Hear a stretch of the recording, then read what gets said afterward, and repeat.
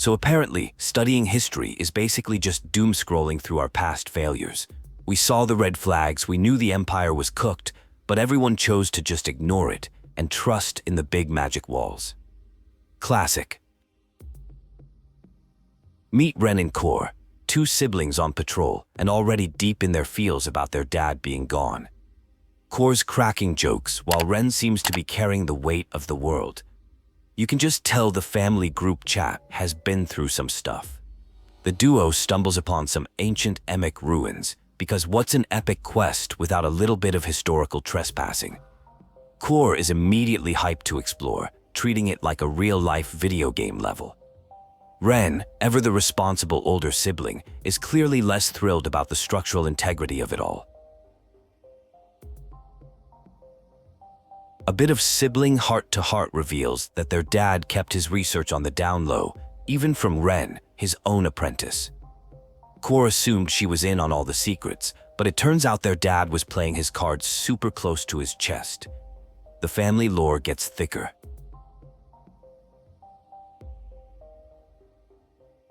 After some light parkour and puzzle solving that would make any gamer proud, Kor questions Ren's cautious approach. Ren's response is basically, "I said you have to be careful, not me."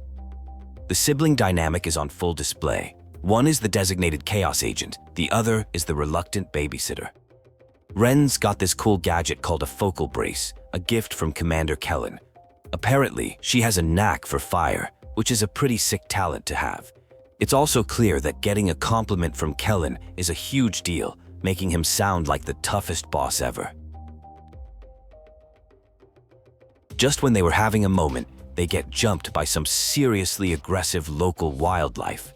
The chill patrol vibe is officially over. It's their first real taste of combat together, forcing them to sync up and watch each other's backs. No more playing around, things just got real. After clearing out the hostiles, they take a second to catch their breath near the next ward. The patrol is proving to be way more intense than just a walk in the woods. Kor is starting to realize that their dad might have been sugarcoating this whole guardian lifestyle a little bit. Kor brings up the idea that the attacking creatures, the Dishtar, could be a threat to the wards. Ren immediately shuts it down, saying the wards are basically indestructible. This feels like some major foreshadowing. Famous last words, Ren. No cap, something tells me you're about to be proven wrong. Taking in a beautiful view, the two get a little sentimental, talking about the city they left behind. Ren admits she misses it, and Kor lets her know the city misses her too, though their mom is a different story. It's a bittersweet moment of connection amidst all the chaos.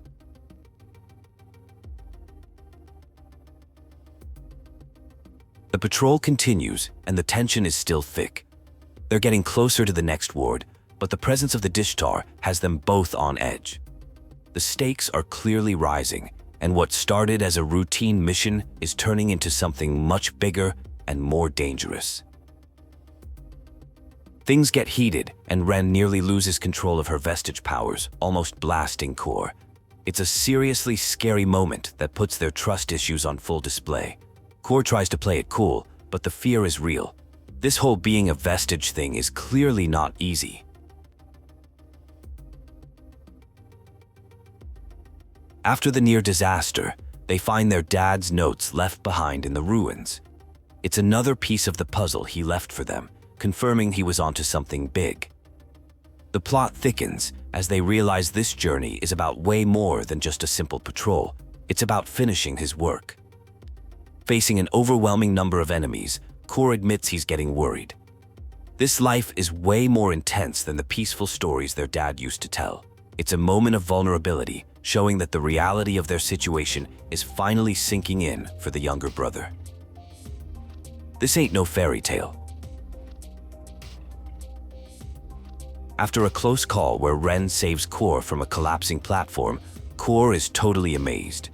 Ren, however, brushes it off as just getting lucky. It's clear these life-or-death situations are just another Tuesday for her, thanks to her intense training with their dad. She's built different. Kor hears a noise and in a classic don't split up moment, runs off to investigate alone. Ren is, understandably, not having it.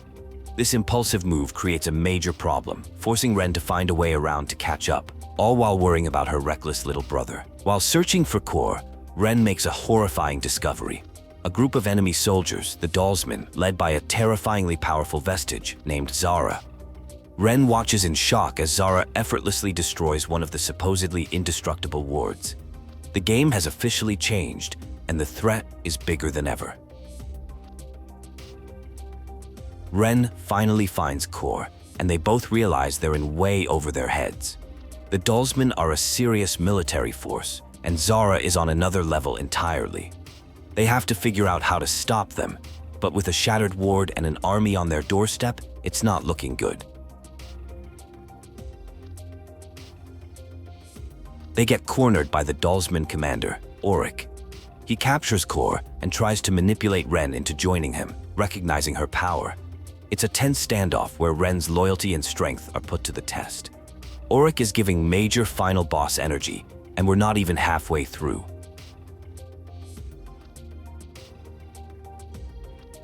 In a moment of pure desperation, Kor offers to be the Dalsman's guide if they spare Ren. He's willing to sacrifice himself for his sister. But Auric, being the villain he is, just orders his people to kill Ren anyway. The situation goes from bad to worse in seconds. Just as things look hopeless, an old scholar named Abram Finlay shows up and saves Ren. He reveals he was a friend of her father and knows about the Dalsman's plans. He explains that they're after something related to her father's research, providing some much-needed exposition and a new ally. Ren and Abram team up, though Ren is still hesitant to trust anyone. Abram proves to be surprisingly spry and capable for an old academic, holding his own in a fight. It's the start of an unlikely partnership, bonded by a shared connection to her father and a common enemy. As they navigate through ancient, trap-filled ruins, Ren starts to see that Abram is more than just a bookworm. He's got practical skills and a deep knowledge of the ancient world they're in. He's not just yapping, he's actually useful. Their dynamic begins to shift from suspicion to reluctant teamwork. They finally get a clear view of their immediate destination, the village of Beauregard. It's supposed to be a safe haven with a military garrison.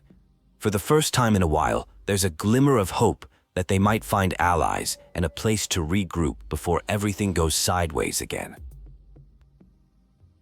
As they get closer to Beauregard, they encounter more Dalsman forces, confirming that the enemy is far more widespread than they initially thought. The brief moment of hope fades as they realize the village might not be the safe zone they were counting on. The dread is officially setting back in. Abram drops a bombshell theory. This isn't just a small raid. The Dalsmen are moving like a full-blown army, operating deep within their borders. This raises the stakes exponentially. They're not just dealing with a few rogue soldiers, they're on the front lines of an invasion.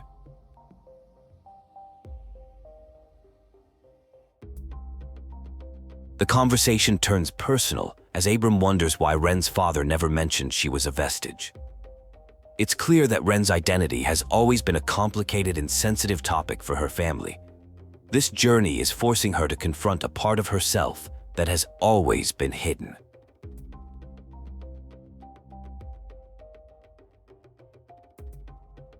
They find the watchtower near Beauregard completely overrun by Dalsmen. Any hope of finding help from Commander Kellen and his garrison is shattered. They're completely on their own, and the situation looks grimmer than ever. It's a huge blow to their plans and morale. Ren reveals the source of the tension with Kellen.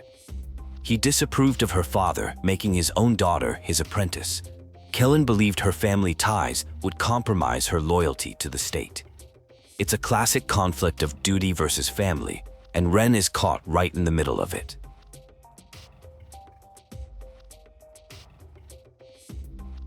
Inside the fallen tower, they find Kellen's apprentice barely alive. With his dying breath, he warns them about something called Haven, a name that clearly holds significance. This new mystery adds another layer to the Dalsman's plot, and gives Ren and Abram a new, albeit cryptic, lead. They race to the village of Beauregard, only to find it in flames. The Dolsmen are leaving a path of destruction in their wake. It's a brutal confirmation that this is an all-out war, and civilians are not being spared. The weight of the devastation is heavy on them both. In the ruins of the village, Ren finds Commander Kellen's body. It's a devastating moment, as another connection to her father and her past is violently severed. All authority figures are gone, leaving Ren completely in charge of a situation that is spiraling out of control. Ren has a sudden realization. Kor isn't just a prisoner, he's actively leading the Dolsmen on a wild goose chase, drawing them away from a secret path. This path, she realizes, leads to the lost city of Haven. Kor is playing a dangerous game to buy her time. The secret path to Haven is guarded by a massive, ancient creature that looks like it crawled out of a nightmare. Ren and Abram have to fight for their lives just to get through the entrance. It's a clear sign that whatever Haven is hiding, it's not meant to be found. As they travel deeper, they share a rare moment of peace. Abram talks about his lost daughter, and Ren opens up about her complicated relationship with her father. It's a crucial bonding moment that solidifies their partnership, turning them from reluctant allies into true friends. Abram gives a massive lore dump about Haven, the Scholar King, and the mysterious seal that has kept the city hidden for centuries. It's not just a lost city, it's a place of immense power and forgotten history, and it's clearly the Dolsmen's ultimate target. They finally arrive at the entrance to the Seal of Haven. It's a massive, intricate puzzle mechanism that spans the entire cavern. They realize that getting into the city is going to be a challenge in itself, requiring them to solve a series of ancient and complex environmental puzzles. Just as they're about to solve the final part of the puzzle, they discover that Dolsmen forces are already there. The race to Haven is on, and the enemy has a head start. The brief advantage they thought they had is gone, and now they have to fight their way through.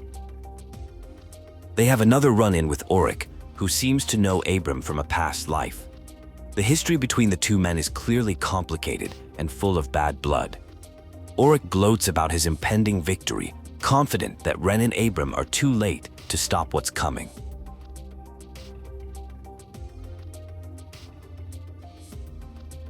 They reach the heart of the seal and discover it's a giant sarcophagus that has been cracked open. A strange energy, souls, Abram theorizes, is leaking out. They realize that by breaking the seal, the Dolsmen have unleashed something ancient and dangerous upon the world.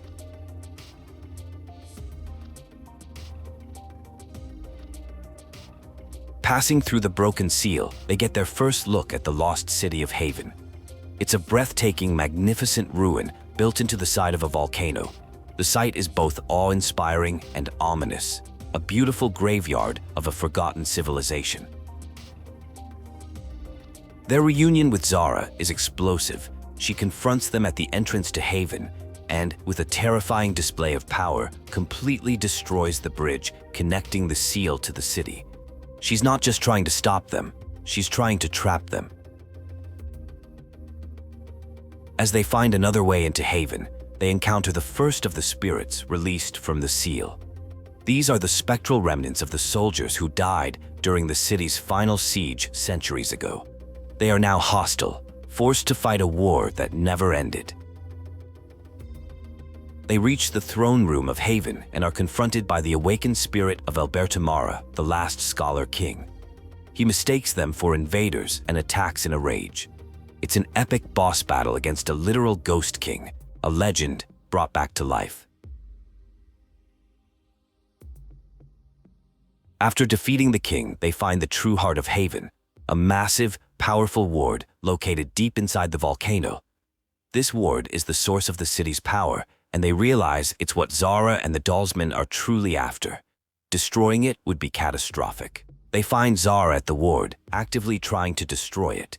Abram pleads with her to stop, but his words have no effect.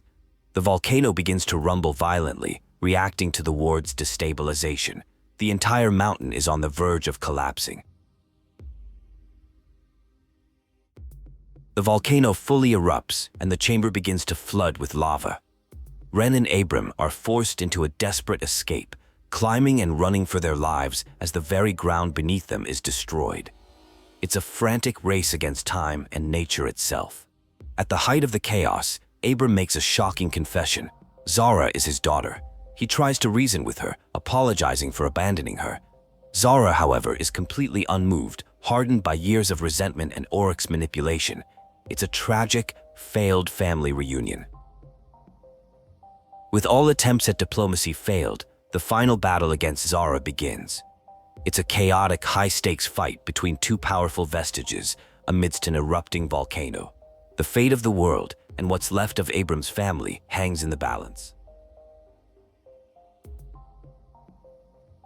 After the battle, Ren confronts Abram, furious that he lied to her about his connection to Zara. The trust between them is completely shattered. Feeling betrayed and alone, Ren decides she can't rely on him anymore and resolves to finish the mission herself. Ren leaves a pleading Abram behind and sets off alone. She's done with lies and half-truths.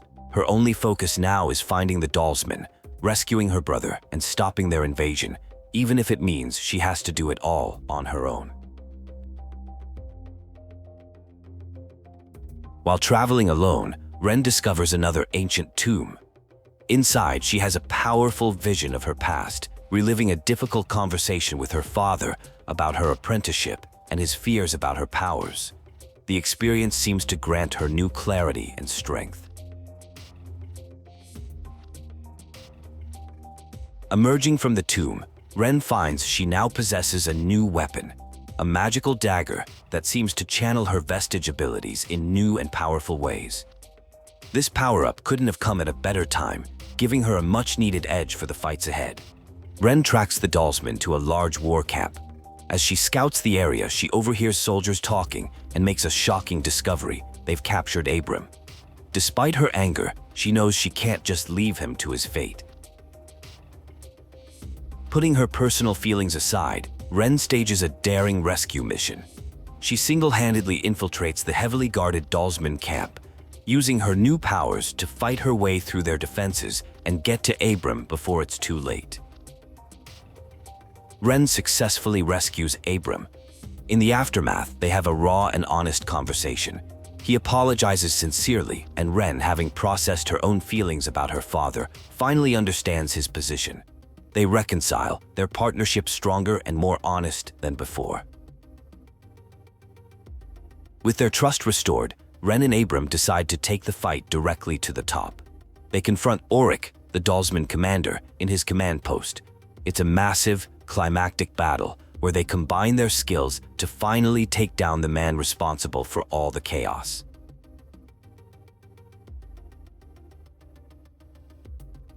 After defeating Oryx, they learn the main Dalsman invasion force is already marching on the kingdom's main gates. Using a secret path from her father's notes, they travel through a lost, sunken city buried in ice, hoping to beat the army to the battlefield. The journey through the frozen city is perilous. They navigate treacherous icebergs and fight off strange, hostile creatures that have nested in the ruins. The icy landscape is both beautiful and deadly, a final test of their resolve before the last battle. During a quiet moment, Ren asks Abram why he came back for her at the camp. He explains his regret and his fear. This leads Ren to open up about her father's struggles and her realization that she wasn't angry with Abram, but with the painful situation they were all in. As they near the exit of the sunken city, the reality of the final confrontation weighs on them. Abram is terrified of facing his daughter again, but Ren gives him a heartfelt pep talk. They agree to face what's coming together, as a team and as a found family. They emerge from the secret path to a horrific sight. A massive Dalsman army is laying siege to the gates of Siru. The battle has already begun. They are not too late to intervene, but they have to fight their way through a war zone to get to Zara and the ward. Ren and Abram join the fray, fighting their way up the besieged gatehouse wall. It's a chaotic and brutal battle, with soldiers and explosions all around them. Their goal is to reach the top, where Zara is channeling her power to shatter the main ward. They finally reach the top and confront Zara, who is holding Kor hostage. It's the final, tragic family showdown. Abram's pleas fall on deaf ears as Zara remains committed to her destructive path, fueled by years of pain and Oric's poisonous ideology. Ren delivers the final blow. She tells Zara that Oric is dead. The news shatters Zara's composure, causing her to lash out in a blind rage. Her emotional breakdown unleashes a wave of uncontrolled power, putting everyone, especially Kor, in immediate danger. In a moment of pure sacrifice, Kor throws himself in front of Ren to block Zara's fatal attack. He collapses, seemingly dead. The loss sends Ren into a state of cold, focused fury, ready to end things once and for all.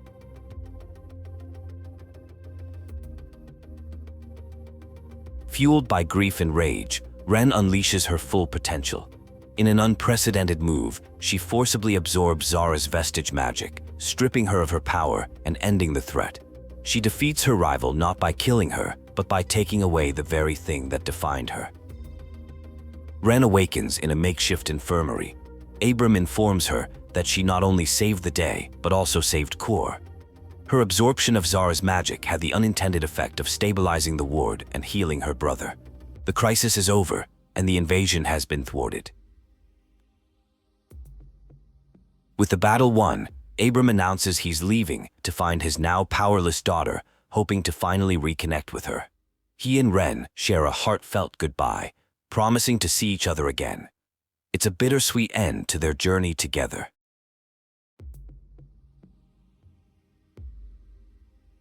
The story ends with Ren and Kor finally safe and reunited. He thanks her for saving him, returning a precious bead she had lost. The war is far from over, but for now, the two siblings have each other, ready to face whatever comes next, together.